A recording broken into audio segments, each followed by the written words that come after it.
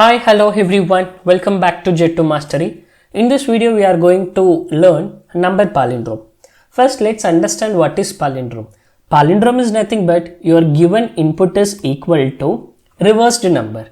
If both are equal, you can say it is a palindrome. If it is not equal, you can say it is not a palindrome. So let's take an example of 1221. If you reverse it, what will you get? Again, 1, 2, 2, 1. Which means 1221. Both are equal, right? So I can say it is a palindrome. But let's take another example of 123. If you reverse it, you will get 321. It is not equal. The given input and reversed number is not equal. So you can say it is not palindrome. This is the concept, guys. So palindrome concept wise, it's very easy.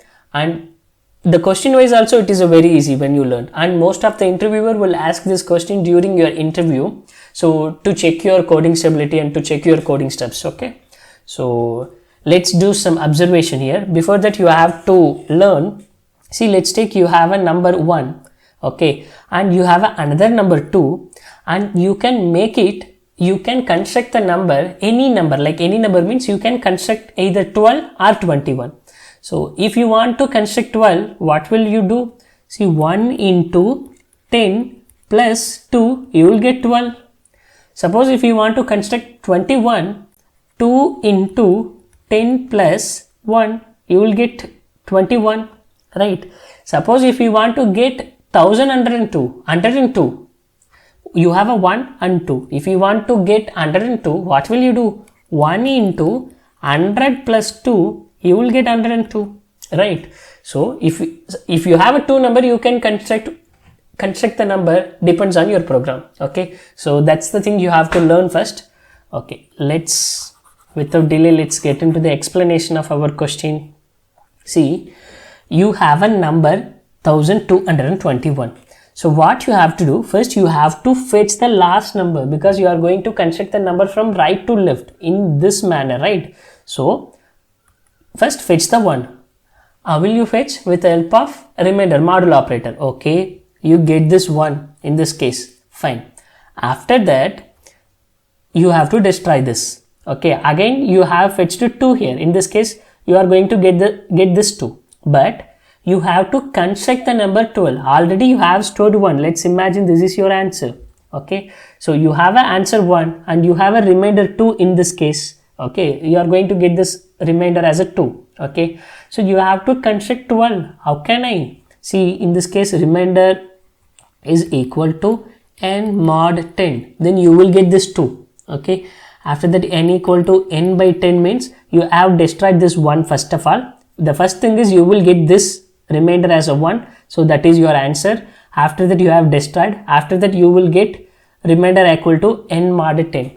So what you have to do, you have to construct the number with the help of this remainder. So your remainder is 2 in this case.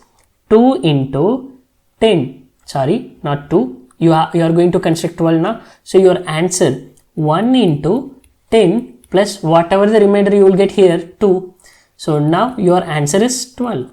So let's imagine this is your answer, right? So again you have destroyed the last digit. Again you will get 2. So now here your answer is 12. So 12 into 10 plus 2, you will get 122. So this is your answer. So let's take 122 into your new remainder is 1 in this case. So 122 into 10 plus your 1, your number will become 1221. This is your answer. After that, you don't have any number because you have destroyed all. Your n becomes 0, right, in this case.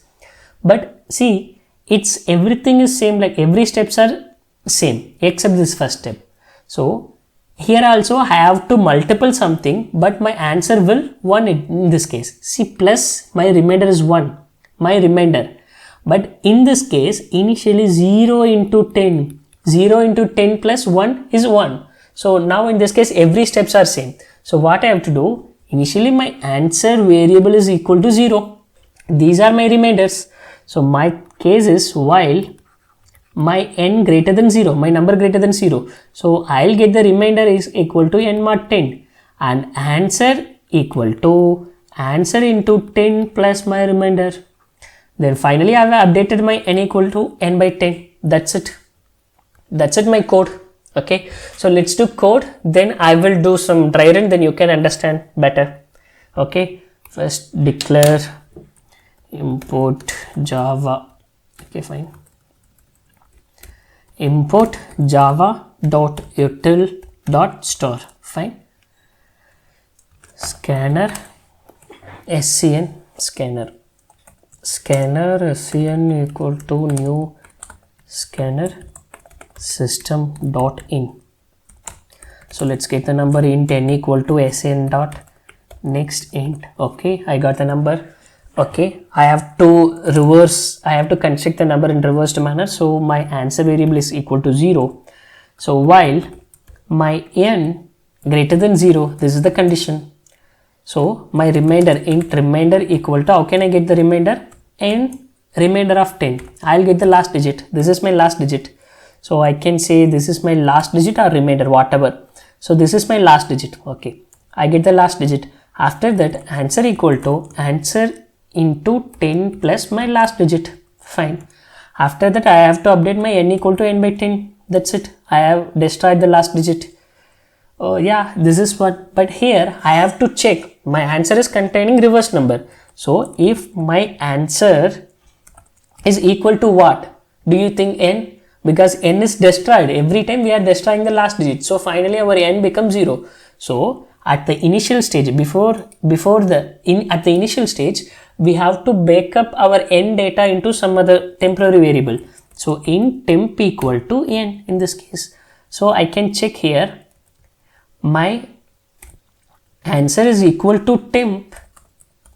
I can say it is a palindrome system.out.println of it is palindrome.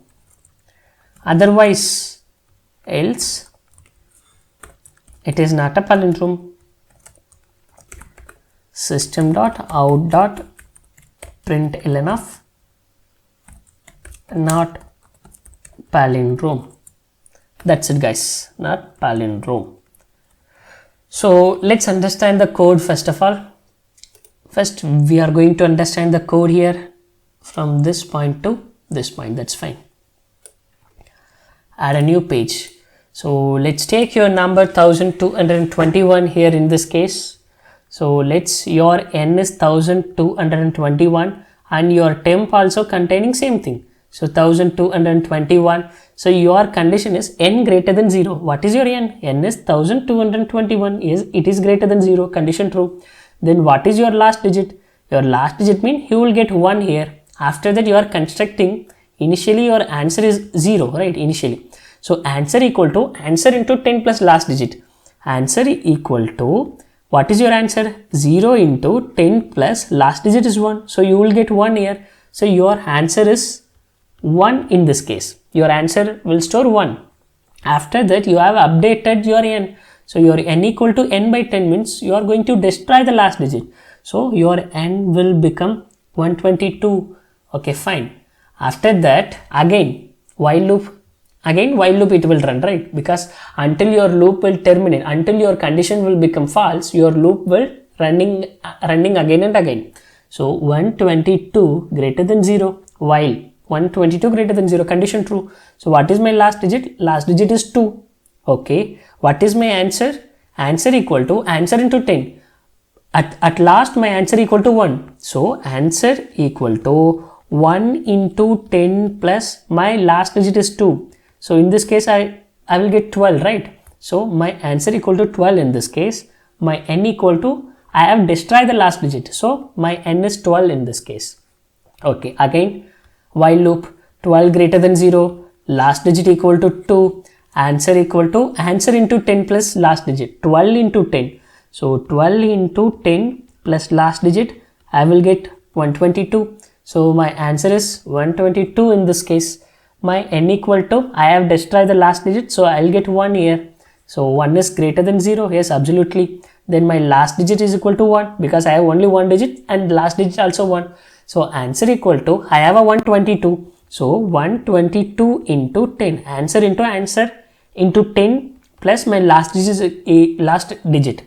So I will get 1221. So in this case 1221 my answer is. So n equal to 0 in this case because I have tried to destroy the last digit, so minus 0. So my starting point is 1221. Up to n will become reach 0. I have to do the same process again and again. See, after that 0 greater than 0 condition false, so it won't run again, it won't get into the iteration again and again. So whatever your answer variable is finally containing 1221, it is equal to the given number, because we have reversed the given number. And what will your n is storing right now? It is 0. So that we can't check, because we have destroyed the n variables, so that we have backupped our n variable into temporary variable. That's it. So let's run the code. So our answer variable and temporary variable both are same. So answer is equal to temp. So we can say it is a palindrome. Suppose it is not equal, it will comes under the else condition. So it will say it is not palindrome. So let's run the code. We'll check whether it is work or not. Okay, 1221. Yes, it is a palindrome. That's it. We'll check not palindrome condition as well.